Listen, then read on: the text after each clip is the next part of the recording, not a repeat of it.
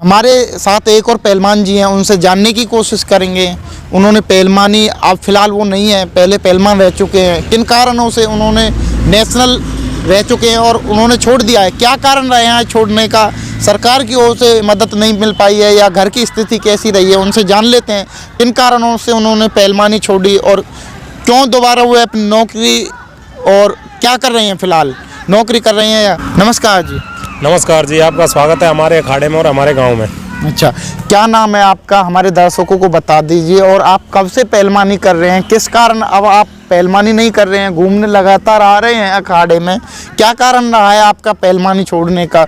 नहीं तो कहते हैं पहलवान जो एक बार बन जाए जिंदगी भर उसका नाता रहता है, अखाड़े में आना, प्रैक्टिस करना। अब आप घूम रहे हो, प्रैक्टिस नहीं कर रहे हो, क्या कारण रहे हैं आपके? बिल्कुल सही बात कहा आपने, अखाड़े में आना, पहलवानी करना, और पहलवानी और भक्ति, ये जो दोनों चीज़ है ना, ये एक प्रकार का नशा होती हैं। जो इस नशे को कर लेता है वो लाइफ टाइम इससे दूर नहीं होता, और ना ही दूसरी चीज़ों में उसका ध्यान जाता है। जो असामाजिक होती हैं या दुर्व्यसन होते हैं उसकी तरफ भी पहलवान का ध्यान नहीं जाता है। तो मैंने 2002-03 से पहलवानी शुरू की थी। आपकी एज कितनी होगी फिलहाल? मेरी 32 एज है। अच्छा, 32 है। 2003 से पहलवानी शुरू की थी। फिर मुझे 2 बार नेशनल में खेलने का मौका मिला, यूनिवर्सिटी खेलने का भी मौका मिला, तो बैक इंजरी के कारण मुझे पहलवानी छोड़नी पड़ी।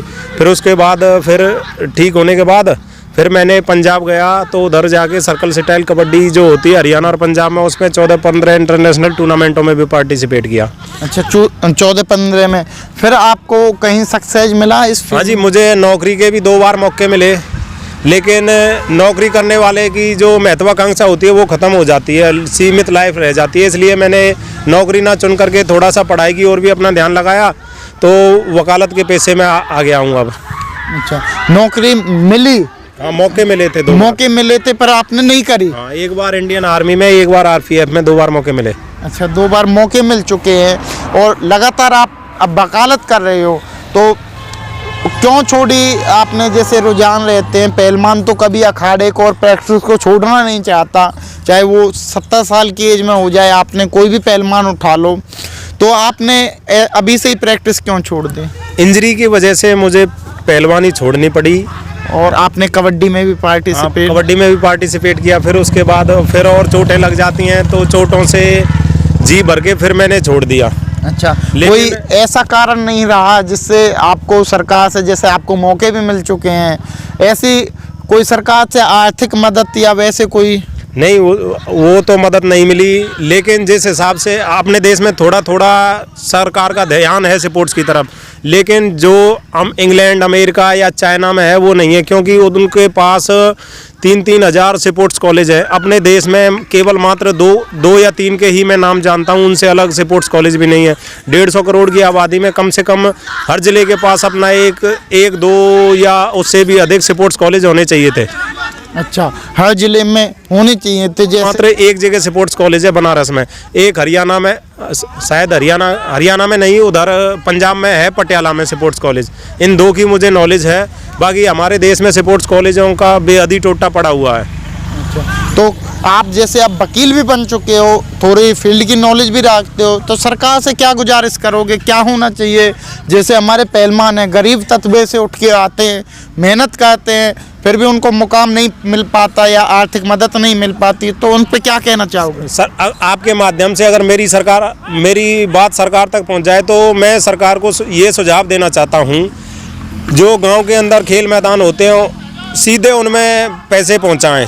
जो 1800 और 2-2 हज़ार करोड़ का स्पोर्ट्स का बजट होता है, वो सीधा अगर गाँव को मिले और उधर अच्छे अच्छे कोचेज हों।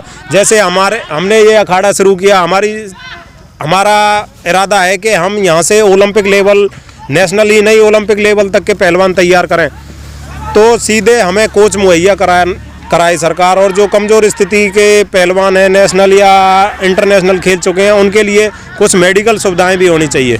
अच्छा, मेडिकल भी, जैसे चोट फेंट लगातार प्रैक्टिस में हो जाती हैं। हम आपको बता देते हैं, जैसे लगातार चोट लगने के कारण काफ़ी दिक्कतों का सामना करना पड़ता है, और नहीं उनके गरीब माँ बाप उन चोटों का इतने पैसे खर्च हो जाते हैं, वो आगे उन पे फिर ध्यान नहीं देना चाहते, वहीं पे उनका खेल समाप्त करवा देते हैं।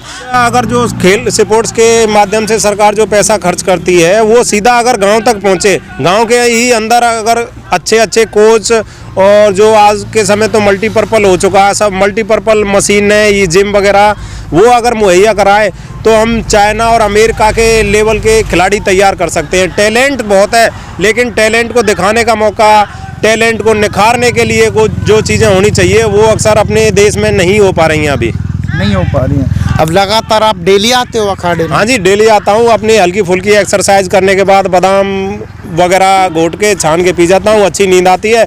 और कहते हैं कि स्वस्थ शरीर में ही स्वस्थ मस्तिष्क का वास होता है और स्वस्थ मस्तिष्क में ही अच्छे विचारों का आचरण होता है।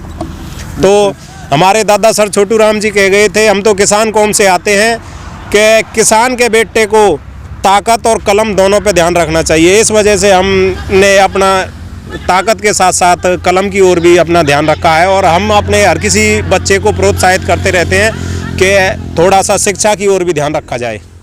शिक्षा की ओर भी